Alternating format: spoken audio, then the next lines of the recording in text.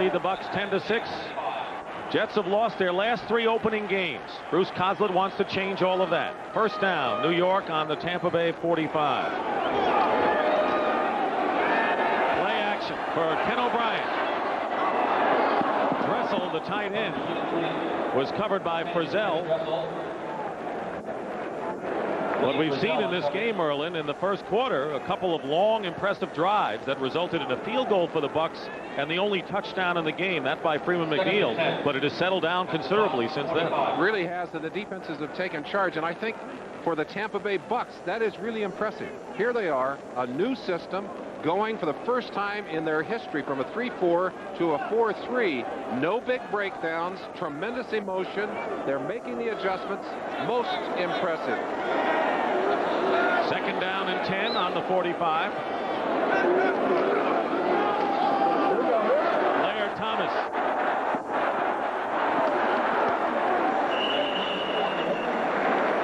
And good yardage there. Picks up nearly 8 yards. Eugene Marv on the stop. And right now we're going to check into New York across the river to Greg Gumbel. Greg? Boy, that is instant nausea if you're an Eagle fan. Cunningham is their soul.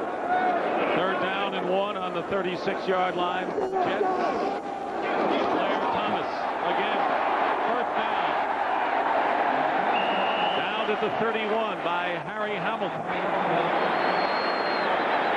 And Merlin, not only if you're an Eagle fan, because Randall Cunningham has to be one of the top 3 exciting players in the NFL, and it robs the rest of the fans in this league if he's out of it. Certainly is.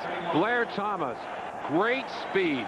Watch him as he breaks behind blocking here, but it's his speed that allows him to break outside of McCants and then turn a play that probably would have been a non-gainer into a big first down.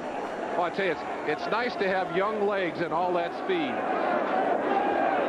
Brad Baxter is the running back on first down for the Jets. O'Brien's pass. Mathis complete inside the 20, and another Jet first down. We talked about how Bruce Coslett has asked Ken O'Brien to speed up his reads and get the ball out quicker. One of the things he's doing is dropping back and unloading to a spot. There's no hesitation there. In the past, very often under Joe Walton's system, O'Brien waited for the receivers to break and come clear, then threw to them. Coslett says we don't want to hang back there and wait for that. We're throwing to the spot. 13-yard gain and a first down on the 18 of the Bucs. Play action, and O'Brien gets trapped way back to the 37-yard line by Keith McCants. His first sack as a down lineman in the NFL. From the left-hand side of your screen, a great experiment as McCants, a #1 draft pick, who many considered to be a bust last year at a linebacking position, is now a defensive end. And enough speed right there. You know, his inexperience may have gotten him that sack. He didn't even see the play action fake. Peters said he's the most natural defensive end he's ever had a chance to coach. Now, that is impressive. Loss of 17 yards, so that was a big sack, and it'll be second down and 27. All the way back to the 35. O'Brien trying to get some of that back. Try to get it to Johnny Hector, but the pass was deflected at the line by Reuben Davis. Reuben Davis looked at those Jet films last week and saw Bill Pickell catching a pass. Almost looked like that, although it was a screen. Davis almost had that one in his hands. We still haven't seen him with his helmet off. Oh. We want to see that haircut. You know, if he did a good enough job, maybe he'll get some more business. Maybe we can go down and get a haircut ourselves.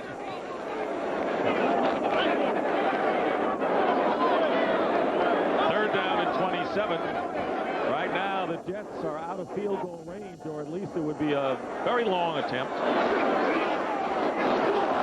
O'Brien's pass nearly picked off by the rookie Glenn Rogers. The pass was intended for Chris Burkett. That'll bring up fourth down. And an injured Jet on the field. And if that's a wide receiver, the Jets are in deep trouble with Toon already on the site. It is. It's Mathis. Yep. Who's had Terrence it? Mathis. Mathis has delivered big time today. with 4 catches for 51 yards, and he's injured.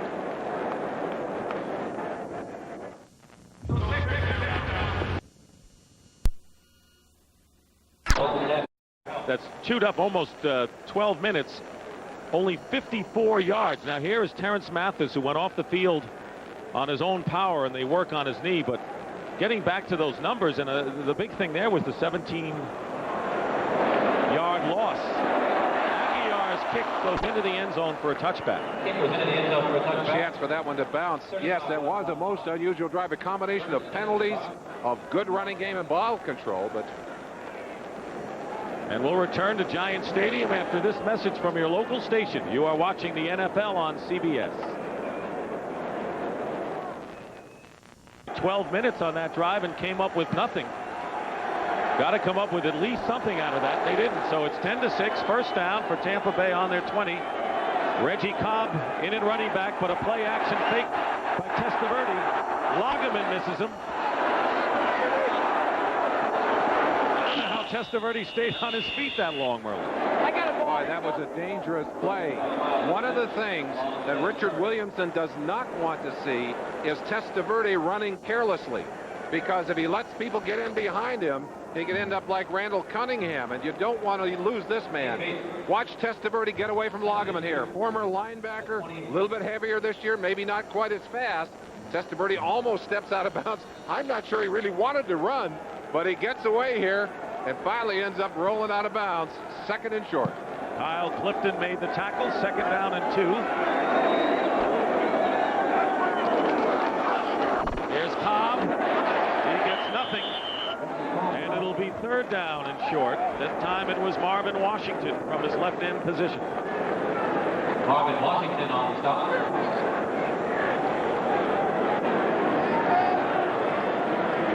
Bogey on play. Testaverde's excited today, Dick. I said they're going to bring a bus down, bring all your... He said, well, they talked about it. And he said, a lot of my friends and family have Jets season tickets. So if you see some Tampa Bay fans in the middle of the Jets section, they're probably some of Testaverde's people. They're all up there in section 338. 60 in all.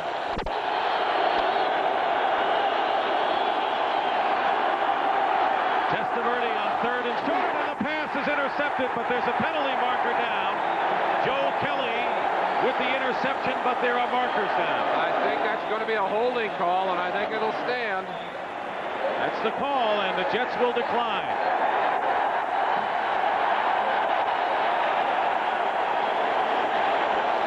Holding, offense, number 74, penalty decline, fourth down. And the first turnover of this game, an interception by linebacker Joe Kelly. Joe Kelly had both his knees scoped in this offseason. Both knees operated on. I asked him about it. I said, you feeling better? He said, I'm moving a lot better. He said, last year, I was moving around like a 35-year-old man. I said, what do you mean 35-year-old man? Watch Kelly here. Reads the play, steps right in front of Gary Anderson, and pulls it down.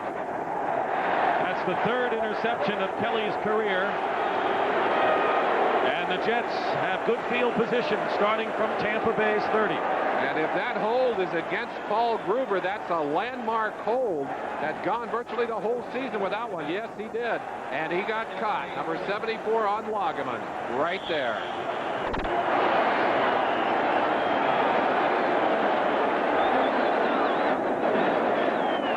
So an opportunity as Vinny Testaverde throws it away for the Jets.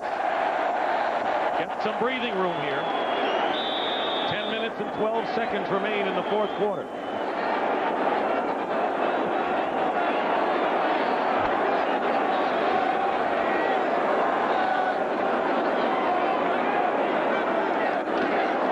Brad Baxter gets a yard. Merlin, the Jets last year led at the half in 11 games. 7 times they led after 3 quarters. This is a team that finished 6-10, so they really did wear down at the close of games a year ago. Well, they admit to being unable to keep the pace through a lot of those games. That's one of the reasons that Koslet insisted that he get some more strength and some more durability and some more size. He feels they're bigger and stronger, feels they're going to be more competitive third and fourth quarter this season. Second down and 8. O'Brien steps up. He finds Burkett. He was the safety valve that time, and Burkett is down at the 24-yard line. Gain of only 4. Linebackers Murphy and Marv that time. Keith McCants, 52, left side of your screen, is going to run the great circle route. Watch this. He gets pushed all the way around, and now he'll come back all the way around on the other side and almost get back to O'Brien. I swear, he went all the way around him and almost got back on the other side, but O'Brien able to get that ball into Burkett's hands. McCants has to be getting tired. Has to be getting tired. Well, one guy who's not tired is Dexter Manley, who's come in the game for the Buccaneers on 3rd down and 4. Here's Blair Thomas, and he may have a first down.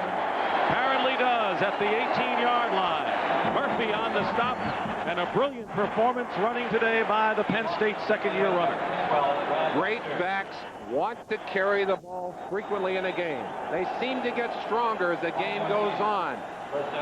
It doesn't hurt to have the kind of blocking the McCants, or that they get on McCants on that side. Griswold doing a great job, able to get outside right there, but Thomas is the one who's taking advantage of those blocks with great runs. First down Jets on the Bucs 18-yard line. Thomas, and that is the 17th carry of the game for Blair Thomas. Last year in his rookie season, he had 10 or more carries in only 3 games, so Bruce Coslett is keeping his promise. Definitely is, and Blair Thomas is keeping his as well. And of course, this is the way you can control the football as they edge up on that 100-yard mark that we talked about, and something that the Jets had talked about, how much they feel they can accomplish if they can control the football with the running game and then use the pass on top of that. Second down and 9 as Baxter replaces Thomas.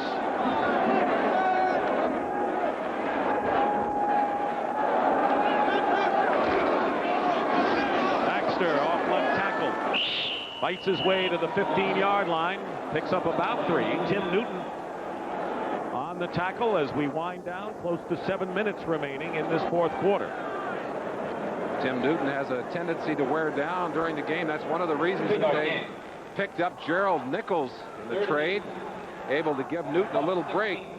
I asked him because he played for Floyd Peters up with the Vikings, and Peters let him go, basically because he let his weight get out of control. I said, were you worried that Floyd would cut you again when he came to Tampa Bay? He said, no, I'm a different person now, and his weight and his control of his weight would suggest that. Third down and 8 on the 16. Here's Thomas. He's got the first down. Let's see, inside the 10. Ricky Reynolds making the tackle. He had to get to the 8.5-yard line. What a treat for Jet fans to see this young #1 pick in his second year taking charge. They're going to measure, bring the sticks in. Watch the blocking form up in front of him. Eatman leading. The road grader, 67, Dwayne White in front of him, and a great block right there by Brad Baxter. And then Thomas just turns it on and surges. Enough for the first down? We'll have to see.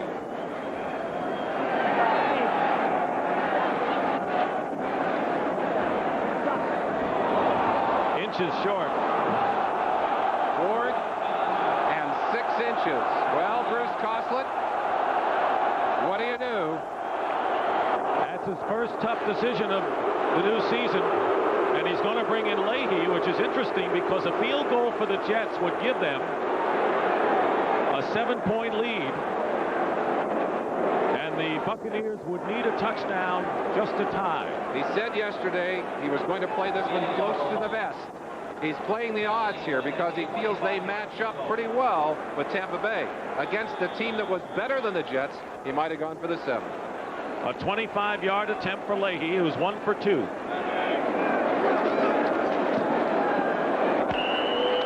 the 6th all-time leading scorer in the NFL, Pat Leahy, has kicked his second field goal of the game, and with 6:10 remaining in the fourth quarter, the Jets now lead it 13-6.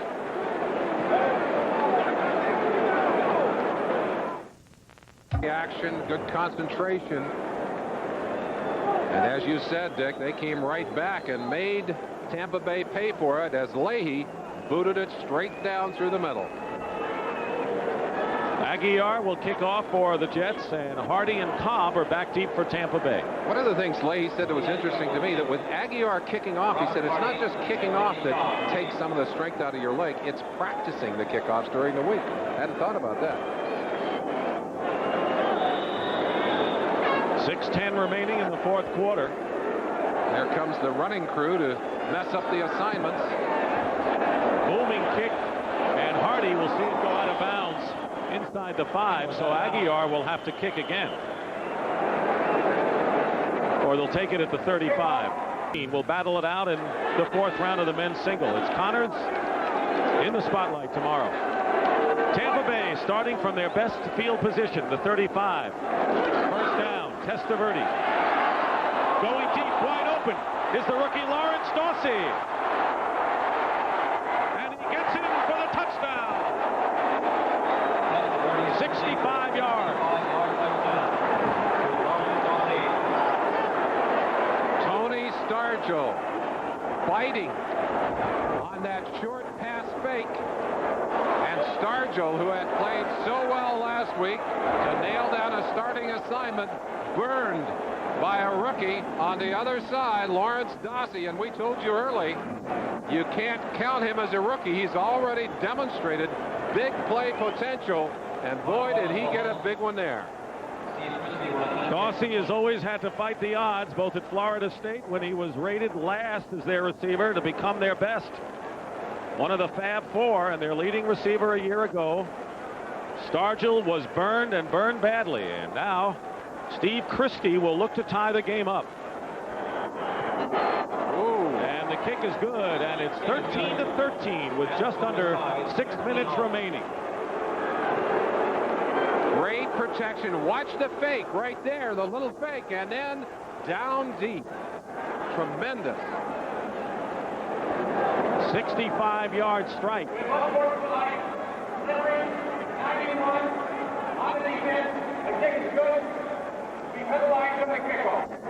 One of the Jets tried to get leverage to block the extra point, Paul Fraze, so they're going to mark 5 yards before the kickoff. So the score is 13-13, and Vinny Testaverde with his first touchdown pass of this season. Sedan. New Sure Pro Stick deodorant for men. The Pro works overtime every time. And by Wrangler, comfortable jeans for men.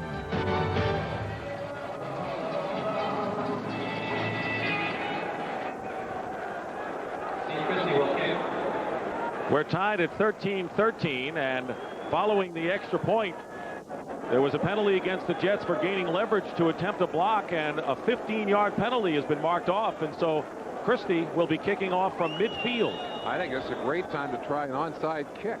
You don't lose much in the process. Well, they're not going to do it. Odegaard is going to decide to run it out. He's got great speed. And a good decision by John Boyd Odegaard. Wayne Haddix runs him out of bounds after a return of 32 yards. I wonder if Bruce Coslet would like to reconsider that 4th and 6-inch call. Probably not. They got the 3. They are tied, and there's a lot of time left in this ball game. On the other side, Richard Williamson has to be thrilled to see his quarterback, Vinny Testaverde, after an interception, which might have taken him down in the past, come right back with that huge play to tie this one up. Terrence Mathis, who was injured earlier, is back in the game. First down, Jets on their 29-yard line. Ken O'Brien. Pass is caught by Chris Burkett. That'll be another first down. But right now, let's check in across the river to New York to Greg Gumbel. Greg?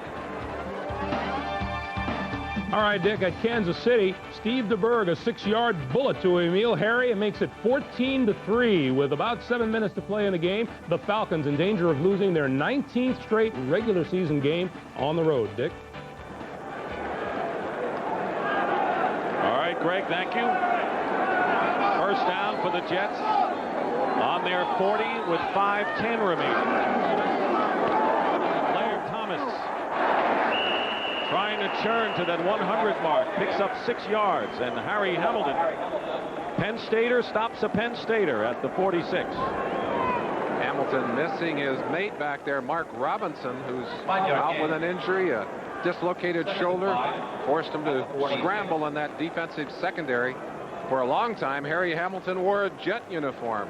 In fact, was a starter here for quite a while. He's even got a group up in the stands in Tampa Bay uniforms with signs that say, Harry's back. So, and he is. 2nd down and 5. Thomas again. He's got another 1st down as he rams his way into Tampa Bay territory. Hamilton again, this time with Broderick Thomas helping out. The Jets still appear to be able to control the ball with the running game. But right now you have to look up at that clock and ask a question. Can you continue to run the ball with 4 minutes left in this ball game, still get down far enough to get your field goal or to get your touchdown? I'm not so sure they can afford to run exclusively, and I think you're going to see them go to a play action here pretty quick, put the ball up in the air. 1st down on the Buccaneer 47. They call on Blair Thomas, tries to change direction, but he's tripped up. Ray Seals was the first to get him, and Keith McCants helped out, and a loss of about 3. Great running backs can sometimes turn that play into big gains. On that play, they're lucky they didn't end up losing more. 2nd and 12, critical down in this Jets drive. They need to sustain this drive, punch it down inside, give Leahy a chance, or get on the board. They certainly don't want to give the ball back to Tampa Bay at midfield. 2nd down and 12.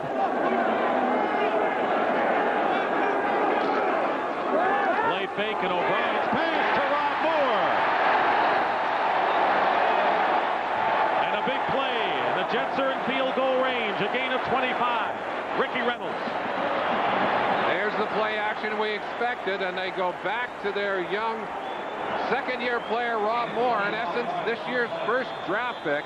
And Ricky Reynolds, who's been burned a few times as he laid off and gave Moore a little bit too much of a cushion. And a fine pass by O'Brien, one of those timing patterns as he hit the seam and picks up the big 1st down. And a timeout called by Tampa Bay, their 1st of the 2nd half. And we'll come back to Giant Stadium after this. Tampa Bay has used a timeout. They have 2 timeouts remaining. We're tied 13-13. The Jets have all 3 of theirs. They're on the 25 of Tampa Bay in a tie game.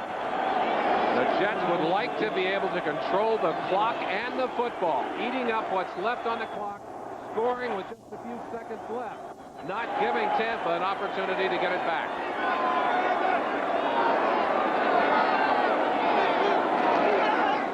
There's Baxter. Fumbles. Got his own fumble. He picked it back up.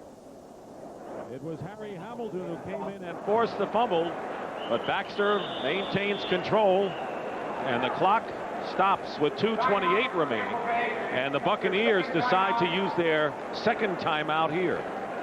Well in advance, looking up, they can see 2:28. They know exactly what Coslett has in mind, and Leahy has been extremely accurate from this range.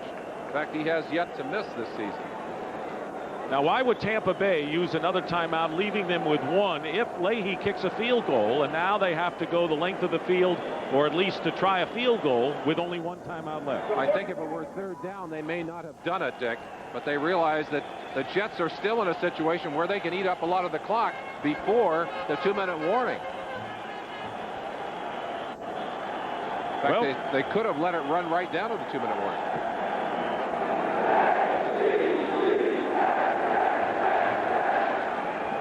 Second down and 9.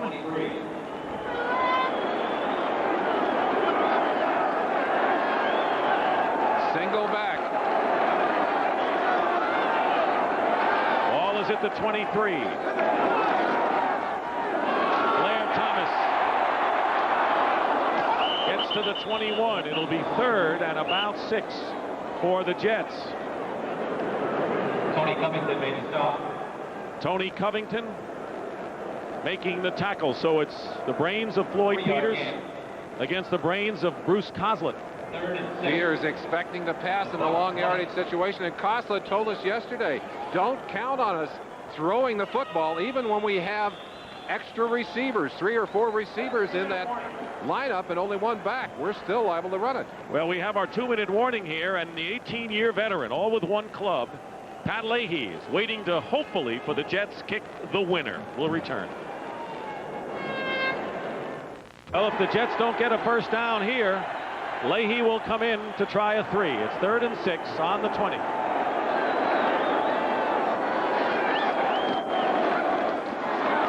On the draw play, knocked back is Blair Thomas. Roderick Thomas making the tackle, and now Leahy will come in for the Jets with 1:48 and running remaining. 3-yard loss. A very conservative call, but not a bad call. A dependable kicker. He's got the advantage of kicking from the left sideline, and if he hooks it, he'll be hooking it into the goalpost. This will be a 40-yard attempt. He has kicked field goals from 30 and 25. Holding will be Louis Aguiar. Trevor Matich, the center. And the Buccaneers have decided to use their last timeout here. Whoa. Boy, I think that's a ridiculous call. You've only got one timeout. A minute 26. You're going to get the football back, and now you've taken your last timeout. Hey, I don't like that at all. You need at least one timeout to try or set up a field goal to tie the game if Leahy is successful. The minute you give up that last timeout, you're forced to a different set of plays offensively. That's one I don't understand at all. Well, Richard Williamson will be second guessed for sure. I'm not so sure he called it. Maybe somebody else did. Well, let's see. If the field goal is missed, he's off the hook. He's right. He's off the hook in a hurry. You know, but even then, he needs one to get a winner set up. Here it is from 40 yards out.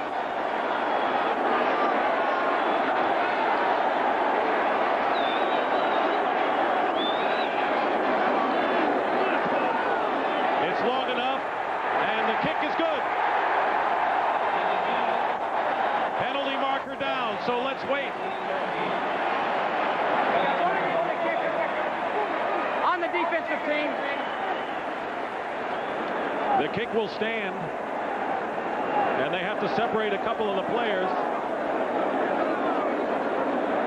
Kind of hard to freeze those 18-year veterans, Dick. Larry Nemmers, the penalty is against Tampa Bay. The Decline. kick is good. The penalty will be enforced on the kickoff. And the Jets lead 16-13 with 1:22 remaining, and the Buccaneers are all out of timeouts. Penalty declined. That's right. Don't have the choice. So the oldest player in the NFL, Pat Leahy, 40 years old, has kicked 3 field goals today, helped along by Blair Thomas's 95 yards, and it's a 16-13 lead in favor of the Jets.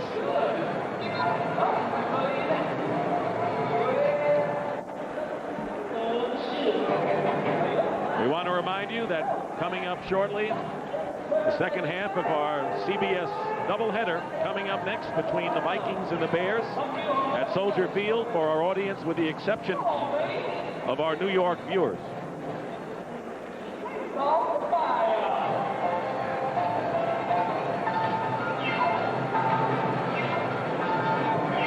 Very simple responsibility for Testaverde in this offense.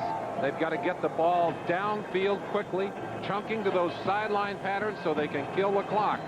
Testaverde has the ability to throw the ball deep. He's an extremely accurate deep passer. The big concern right now for the Jets is getting good coverage on this kickoff. Last week, they did not do that. In fact, in a situation similar to this, they were forced to kick off, and the Washington Redskins blew the ball way down the field, almost got themselves back into position to get a score at the end of that game. Louis Aguilar will be kicking for the Jets. Robert Hardy and Reggie Cobb are standing inside the 5 for Tampa Bay. It's a short kick, and it's going to be Cobb at the 12. He bobbles it. Fumbles. And the Jets have recovered. Number 22, Eric McMillan. They took his job, but they haven't taken his big play capability. He got it right there.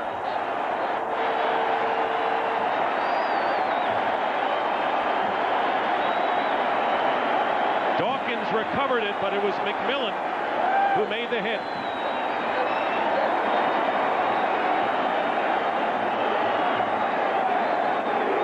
Watch number 22 flash through and right there put the hands on the football, and Dawkins alertly snatching it back.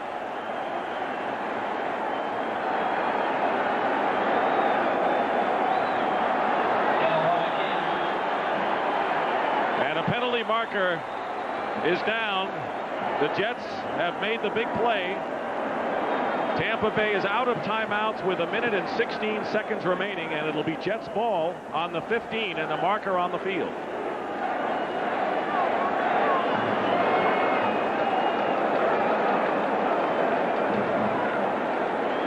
Too many men in the field. Defensive team. Still first down. That's one way to get him stopped. Second turnover, and both turnovers have come here in the fourth quarter. Kelly's interception, which led to a field goal, and this fumble on the kickoff, which ruins Tampa Bay's last hopes. And Dexter Manley will have to wait another day to make his point. Not a very impressive debut for Manley. It'll take him time to make that adjustment to left end. Buccaneers had come back to tie when Testaverde hit Lawrence Dawsey, his impressive rookie, on a 65-yard pass play, and then Leahy's field goal untied it. And there's nothing the Bucs can do now. Both of these teams desperately wanted to get off to a good start, but the Jets knew it was critical. Look at what's coming up for them. They've got to go to Seattle, one of the toughest stadiums to play in the league, and then they come back to play Buffalo, Chicago, Miami. Ooh, and then finally a little bit of a breather at Cleveland, but they knew they needed to get this one under their belt so they could go feeling good about themselves into the den at Seattle. Leahy gets congratulations, and the Jets finally break a 3-game losing streak in openers. But you know that Richard Williamson has an improved team down in Florida. And their schedule is rough. Yeah, you see some of the same teams there, Chicago and Buffalo in the first 3 weeks. Bruce Coslett, a year under his belt. Richard Williamson only got 3 games last year. Maybe if he'd had a full year, the results could have been different today. A victory for the Jets. Pat Leahy with 3 field goals, including the winner with 1:22 to go. And Blair Thomas with 95 yards rushing, the story. And pretty good defensive play all the way around. I think we can say one thing with surety. Both of these teams are improved from when we saw them late last season. And I think